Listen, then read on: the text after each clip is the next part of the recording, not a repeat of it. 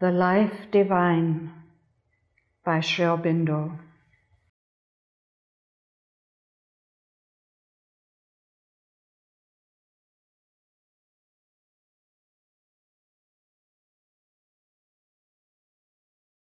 Chapter 8. The Methods of Vedantic Knowledge. This secret self in all beings is not apparent, but it is seen by means of the supreme reason, the subtle, by those who have the subtle vision. Katha Upanishad.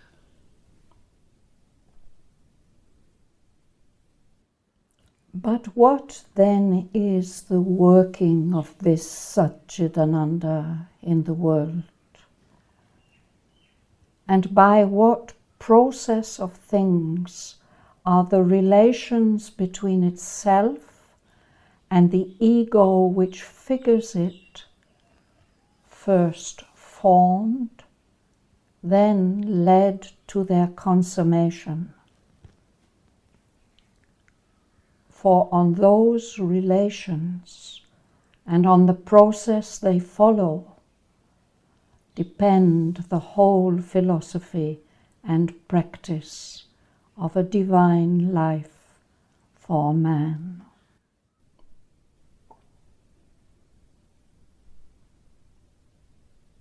We arrive at the conception and at the knowledge of a divine existence by exceeding the evidence of the senses and piercing beyond the walls of the physical mind.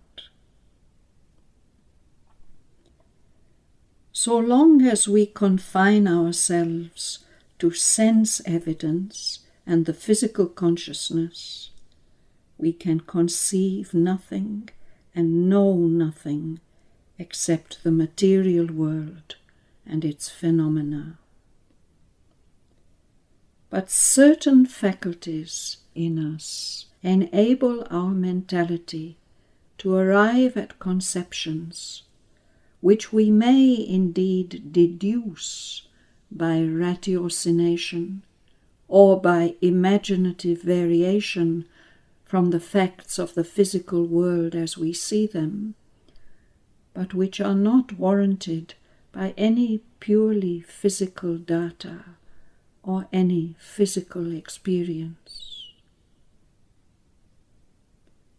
The first of these instruments is the pure reason. Human reason has a double action: mixed or dependent, pure or sovereign. Reason accepts a mixed action when it confines itself to the circle of our sensible experience, admits its law as the final truth, and concerns itself only with the study of phenomenon, that is to say, with the appearances of things in their relations, processes, and utilities. This rational action is incapable of knowing what is. It only knows what appears to be. It has no plummet by which it can sound the depths of being. It can only survey the field of becoming.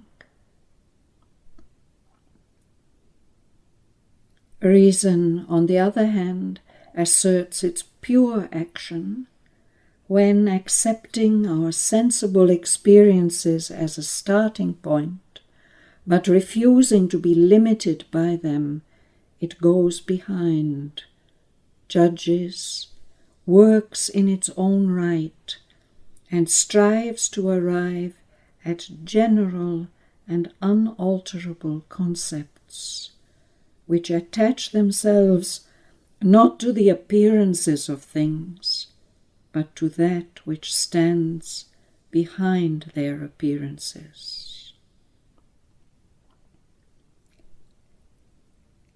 It may arrive at its result by direct judgment, passing immediately from the appearance to that which stands behind it. And in that case, the concept arrived at may seem to be a result of the sensible experience and dependent upon it, though it is really a perception of reason working in its own right. But the perceptions of the pure reason may also, and this is their more characteristic action, use the experience from which they start as a mere excuse and leave it far behind before they arrive at their result, so far that the result may seem the direct contrary of that which our sensible experience wishes to dictate to us.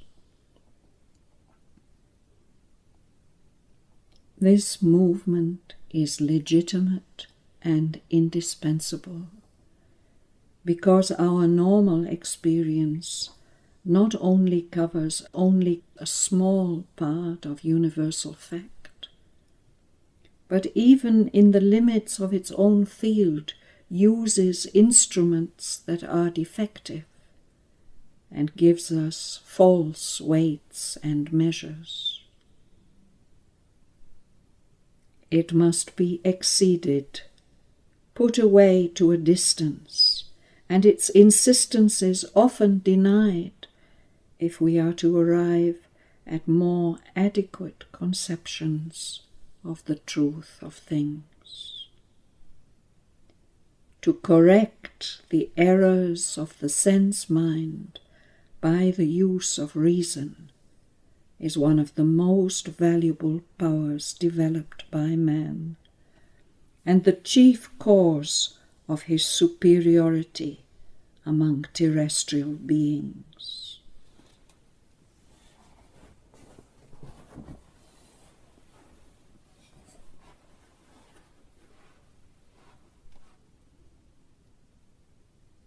The complete use of pure reason brings us finally from physical to metaphysical knowledge.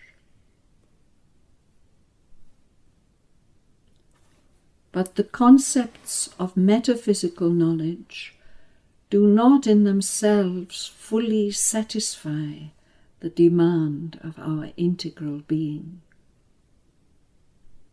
They are indeed entirely satisfactory to the pure reason itself, because they are the very stuff of its own existence. But our nature sees things through two eyes always, for it views them doubly as idea and as fact.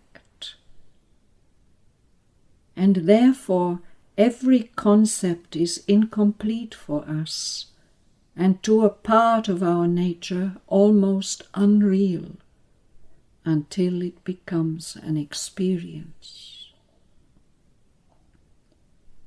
But the truths which are now in question are of an order not subject to our normal experience. They are in their nature beyond the perception of the senses, but seizable by the perception of the reason. Therefore, some other faculty of experience is necessary, by which the demand of our nature can be fulfilled. And this can only come, since we are dealing with the supraphysical, by an extension of psychological experience.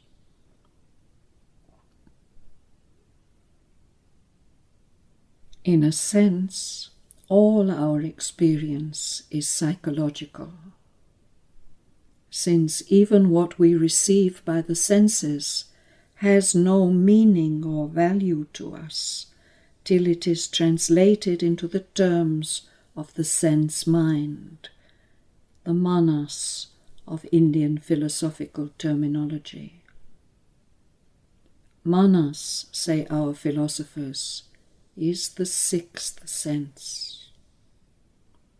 But we may even say that it is the only sense, and that the others, vision, hearing, touch, smell, taste, are merely specializations of the sense mind, which, although it normally uses the sense organs for the basis of its experience, yet exceeds them and is capable of a direct experience proper to its own inherent action.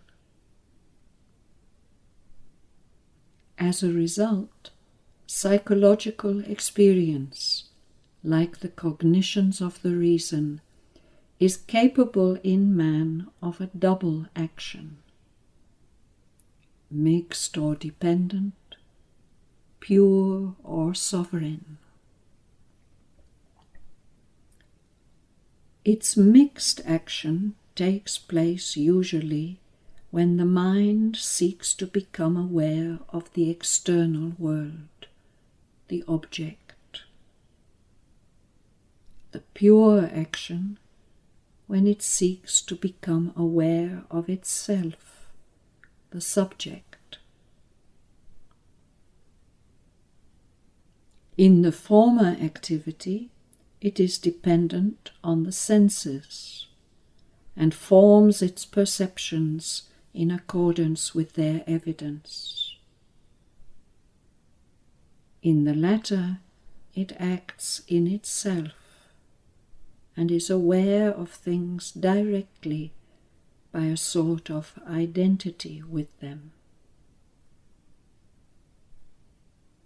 We are thus aware of our emotions. We are aware of anger, as has been acutely said, because we become anger. We are thus aware also of our own existence. And here the nature of experience as knowledge by identity becomes apparent.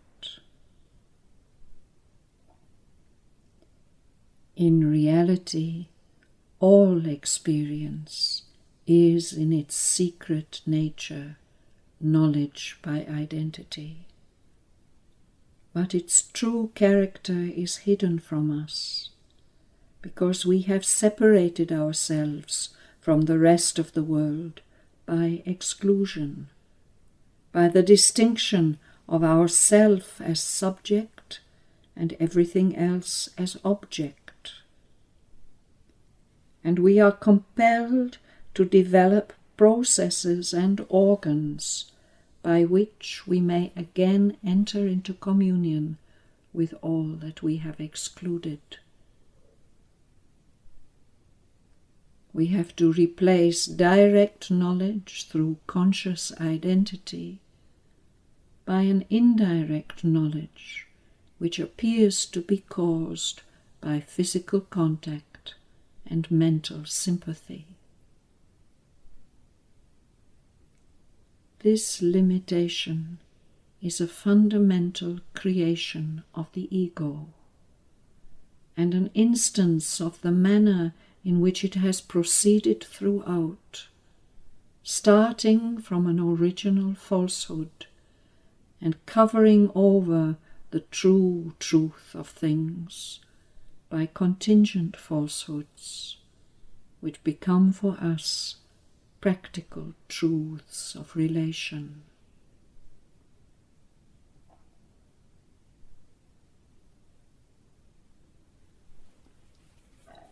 From this nature of mental and sense knowledge as it is at present organized in us, it follows that there is no inevitable necessity in our existing limitations.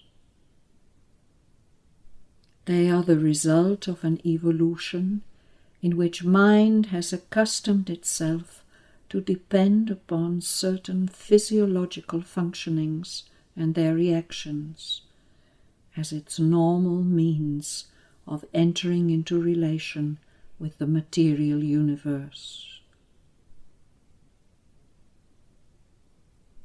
Therefore, although it is the rule that when we seek to become aware of the external world, we have to do so indirectly through the sense organs and can experience only so much of the truth about things and men as the senses convey to us. Yet this rule is merely the regularity of a dominant habit. It is possible for the mind, and it would be natural for it if it could be persuaded to liberate itself from its consent to the domination of matter, to take direct cognizance of the objects of sense without the aid of the sense organs. This is what happens in experiments of hypnosis and cognate psychological phenomena.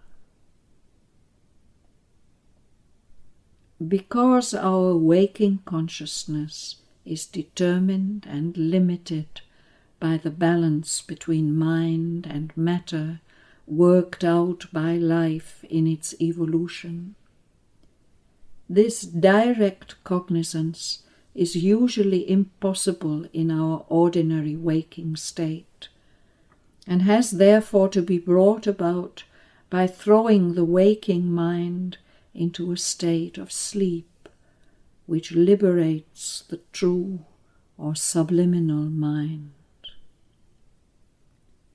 Mind is then able to assert its true character as the one and all-sufficient sense, and free to apply to the objects of sense its pure and sovereign instead of its mixed and dependent action. Nor is this extension of faculty really impossible, but only more difficult in our waking state, as is known to all who have been able to go far enough in certain paths of psychological experiment.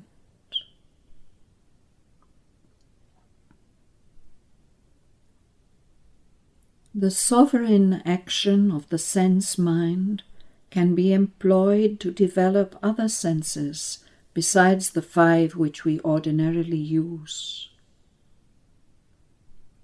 For instance, it is possible to develop the power of appreciating accurately without physical means the weight of an object which we hold in our hands. Here the sense of contact and pressure is merely used as a starting point, just as the data of sense experience are used by the pure reason. But it is not really the sense of touch which gives the measure of the weight to the mind. That finds the right value through its own independent perception, and uses the touch only in order to enter into relation with the object. And as with the pure reason, so with the sense mind. The sense experience can be used as a mere first point, from which it proceeds to a knowledge that has nothing to do with the sense organs, and often contradicts their evidence.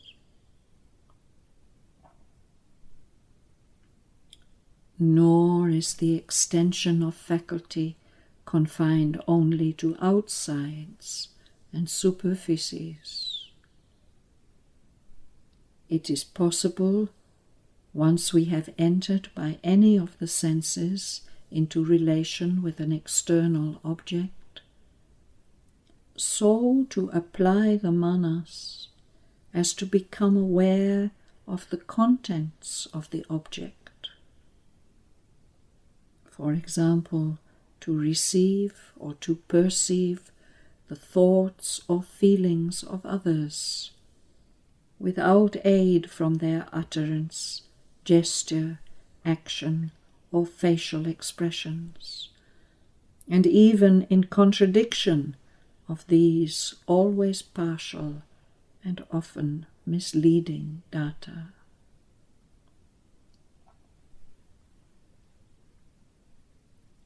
Finally, by an utilization of the inner senses, that is to say, of the sense powers in themselves, in their purely mental or subtle activity, as distinguished from the physical, which is only a selection for the purposes of outward life from their total and general action.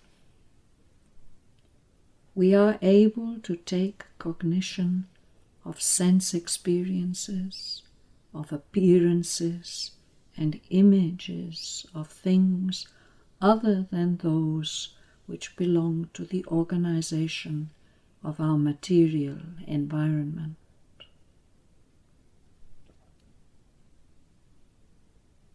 All these extensions of faculty, though received with hesitation and incredulity by the physical mind, because they are abnormal to the habitual scheme of our ordinary life and experience, difficult to set in action, still more difficult to systematize so as to be able to make of them an orderly and serviceable set of instruments, must yet be admitted, since they are the invariable result of any attempt to enlarge the field of our superficially active consciousness, whether by some kind of untaught effort and casual ill-ordered effect, or by a scientific and well-regulated practice.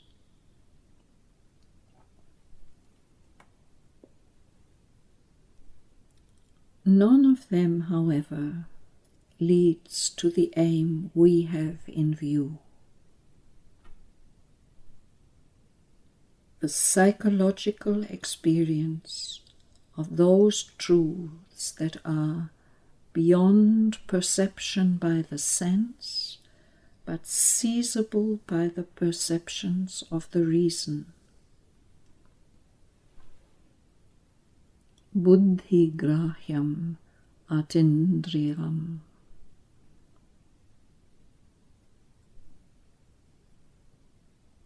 They give us only a larger field of phenomena and more effective means for the observation of phenomena. The truth of things always escapes beyond the sense. Yet is it a sound rule, inherent in the very constitution of universal existence, that where there are truths attainable by the reason, there must be somewhere in the organism possessed of that reason a means of arriving at or verifying them by experience.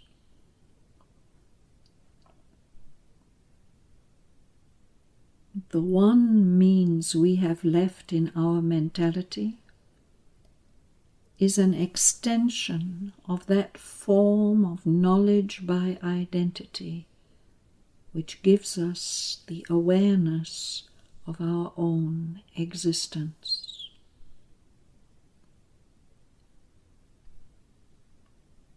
It is really upon a self-awareness, more or less conscient, more or less present to our conception, that the knowledge of the contents of ourself is based. Or to put it in a more general formula, the knowledge of the contents is contained in the knowledge of the continent.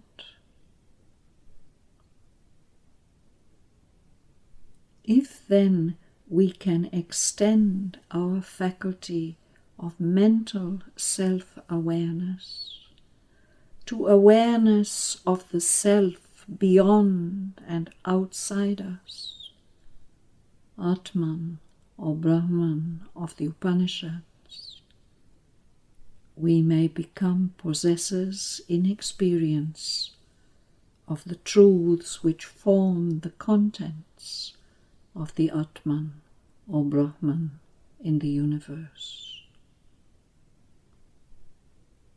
It is on this possibility that Indian Vedanta has based itself. It has sought through knowledge of the self the knowledge of the universe. But always mental experience and the concepts of the reason have been held by it to be, even at their highest, a reflection in mental identifications, and not the supreme self-existent identity. We have to go beyond the mind and the reason.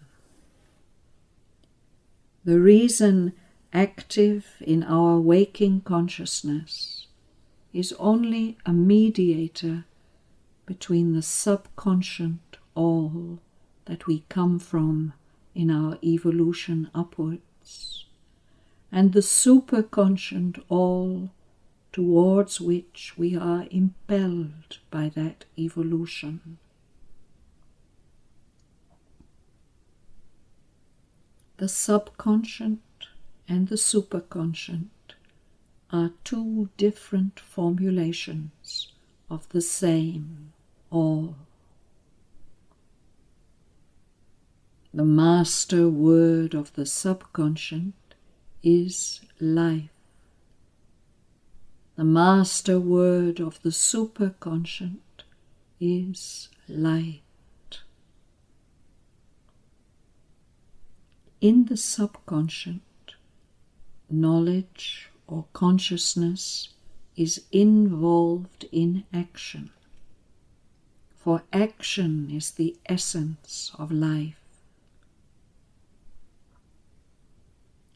In the superconscient, action re-enters into light and no longer contains involved knowledge, but is itself contained in a supreme consciousness. Intuitional knowledge is that which is common between them. And the foundation of intuitional knowledge is conscious or effective identity between that which knows and that which is known.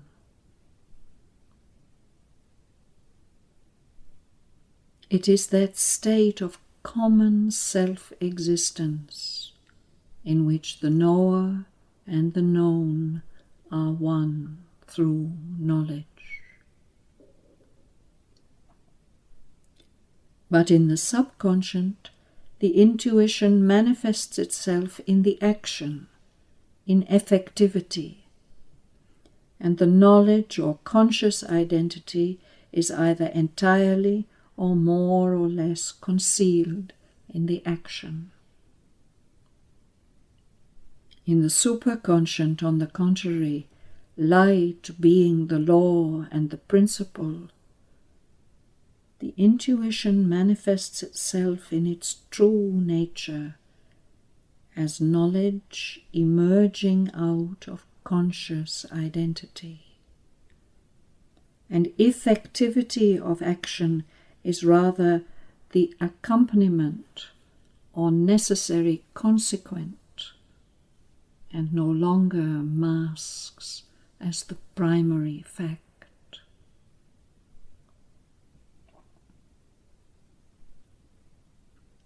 Between these two states, reason and mind act as intermediaries, which enable the being to liberate knowledge out of its imprisonment in the act and prepare it to resume its essential primacy.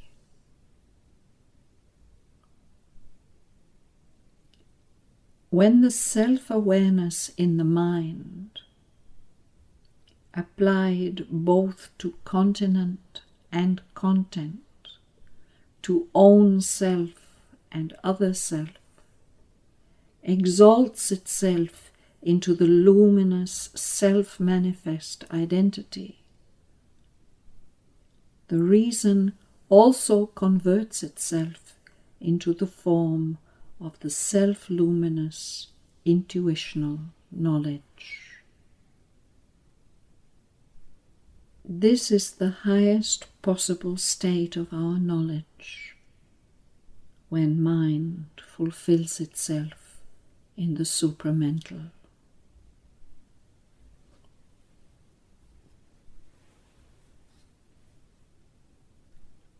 Such is the scheme of the human understanding, upon which the conclusions of the most ancient Vedanta were built. To develop the results arrived at on this foundation by the ancient sages is not my object, but it is necessary to pass briefly in review some of their principal conclusions, so far as they affect the problem of the divine life, with which alone we are at present concerned. For it is in those ideas that we shall find the best previous foundation of that which we seek now to rebuild. And although, as with all knowledge, old expression has to be replaced to a certain extent by new expression suited to a later mentality, and old light has to merge itself into new light as dawn succeeds dawn, yet it is with the old treasure as our initial capital, or so much of it as we can recover, that we shall most advantageously proceed to accumulate the largest gains in our new commerce with the ever-changeless and ever-changing infinite.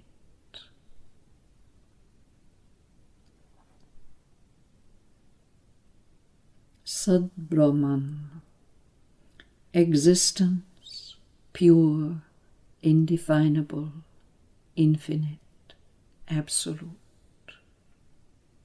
is the last concept at which Vedantic analysis arrives in its view of the universe. The fundamental reality which Vedantic experience discovers behind all the movement and formation which constitute the apparent reality.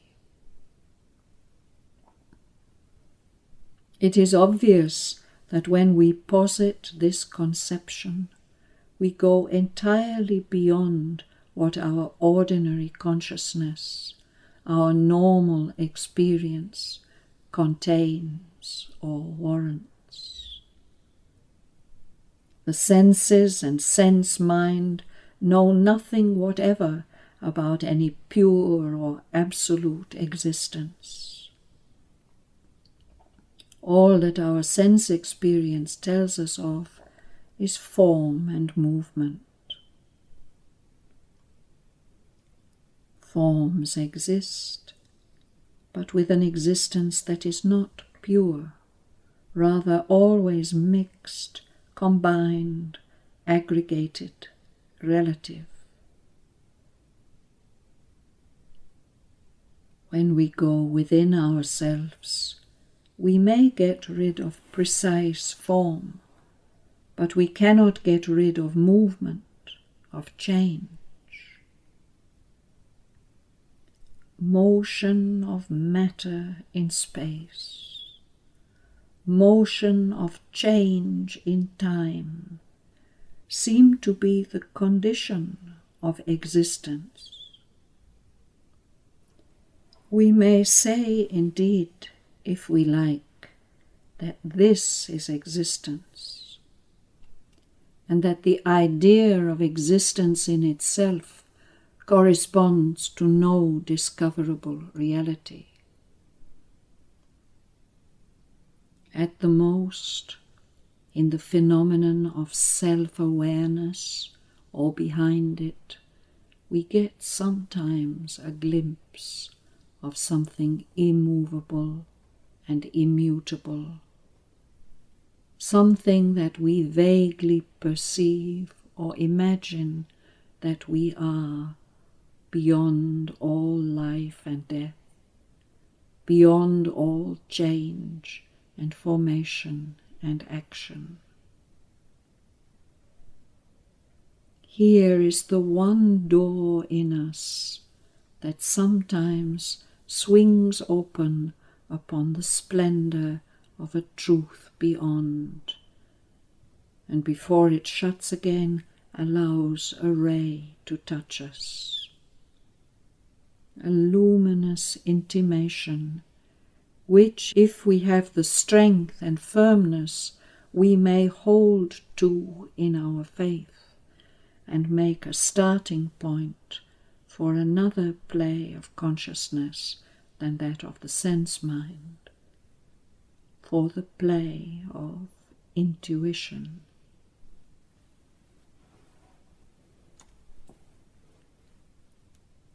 For if we examine carefully, we shall find that intuition is our first teacher. Intuition always stands veiled behind our mental operations. Intuition brings to man those brilliant messages from the unknown, which are the beginning of his higher knowledge. Reason only comes in afterwards to see what profit it can have of the shining harvest. Intuition gives us that idea of something behind and beyond all that we know and seem to be, which pursues man always in contradiction of his lower reason and all his normal experience, and impels him to formulate that formless perception in the more positive ideas of God, immortality, heaven, and the rest, by which we strive to express it to the mind.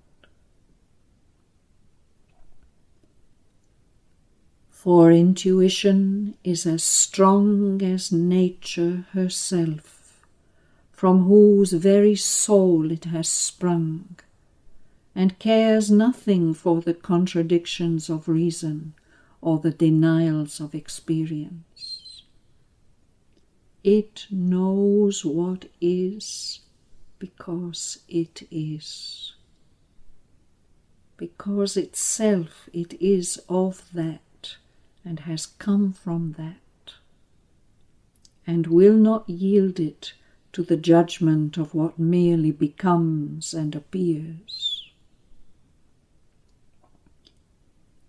What intuition tells us of is not so much existence as the existent, for it proceeds from that one point of light in us which gives it its advantage, that sometimes opened door in our own self-awareness. Ancient Vedanta seized this message of the intuition and formulated it in the three great declarations of the Upanishads. I am He. Thou art that, O Svetaketu. All this is the Brahman. This self is the Brahman.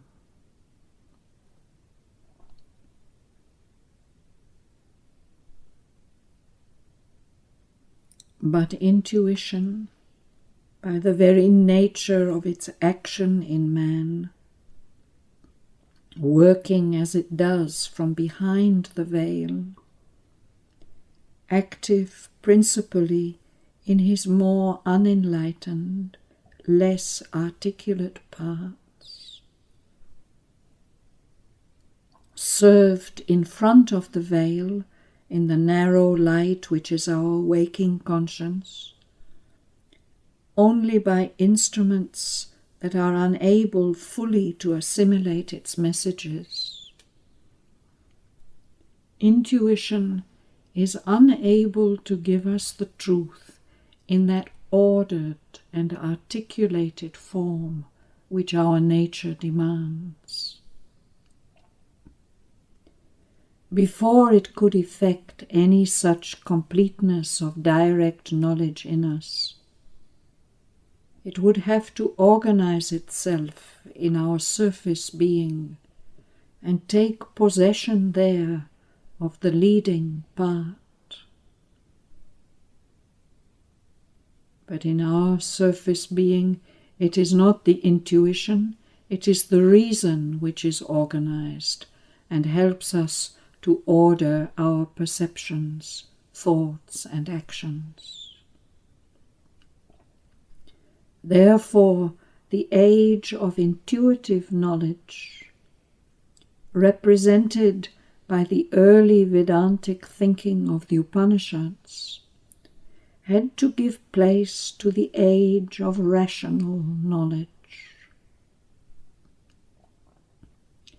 Inspired scripture made room for metaphysical philosophy, even as afterwards metaphysical philosophy had to give place to experimental science. Intuitive thought, which is a messenger from the superconscient and therefore our highest faculty, was supplanted by the pure reason, which is only a sort of deputy and belongs to the middle heights of our being. Pure reason in its turn was supplanted for a time by the mixed action of the reason, which lives on our plains and lower elevations, and does not in its view exceed the horizon of the experience that the physical mind and senses, or such aids as we can invent for them, can bring to us. And this process, which seems to be a descent, is really a circle of progress. For in each case, the lower faculty is compelled to take up as much as it can assimilate of what the higher had already given, and to attempt to re-establish it by its own methods. By the attempt, it is itself enlarged in its scope, and arrives eventually at a more supple and a more ample self-accommodation to the higher faculties.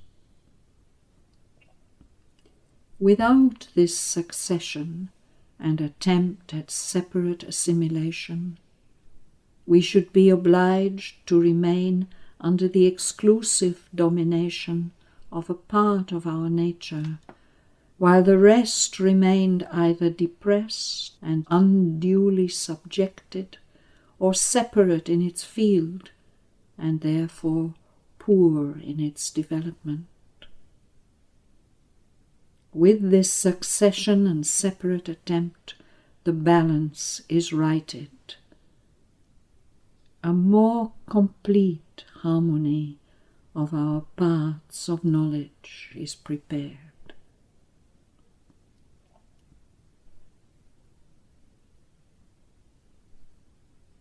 We see this succession in the Upanishads and the subsequent Indian philosophies. The sages of the Veda and Vedanta relied entirely upon intuition and spiritual experience.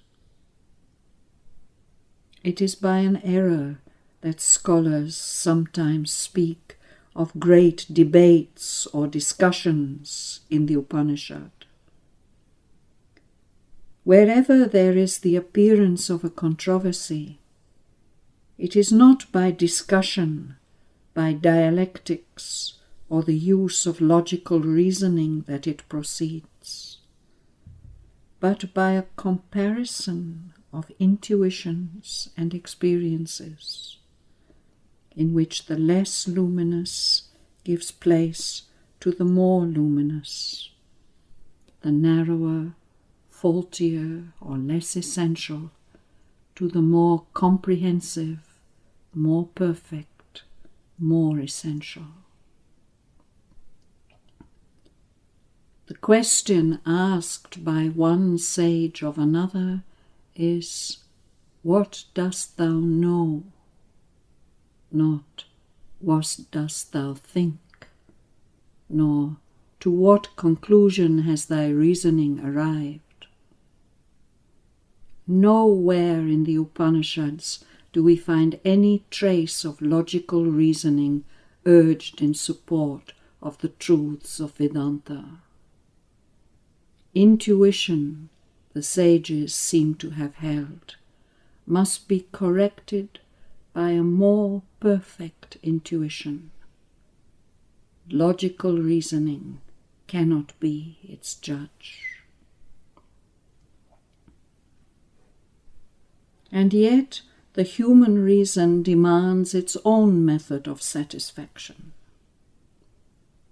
Therefore, when the age of rationalistic speculation began, Indian philosophers, respectful of the heritage of the past, adopted a double attitude towards the truth they sought. They recognized in the Shruti, the earlier results of intuition, or as they preferred to call it, of inspired revelation, an authority superior to reason. But at the same time, they started from reason and tested the results it gave them, holding only those conclusions to be valid which were supported by the supreme authority.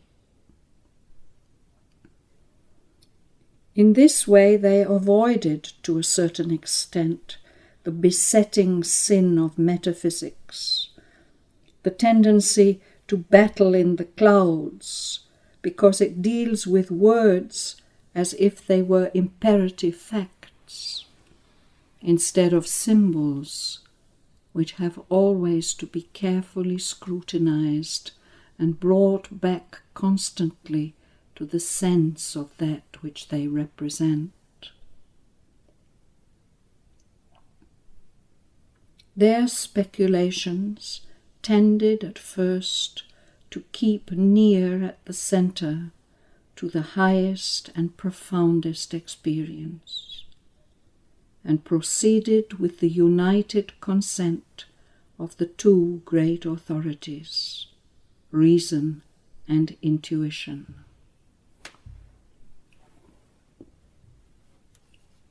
Nevertheless, the natural trend of reason to assert its own supremacy triumphed in effect over the theory of its subordination.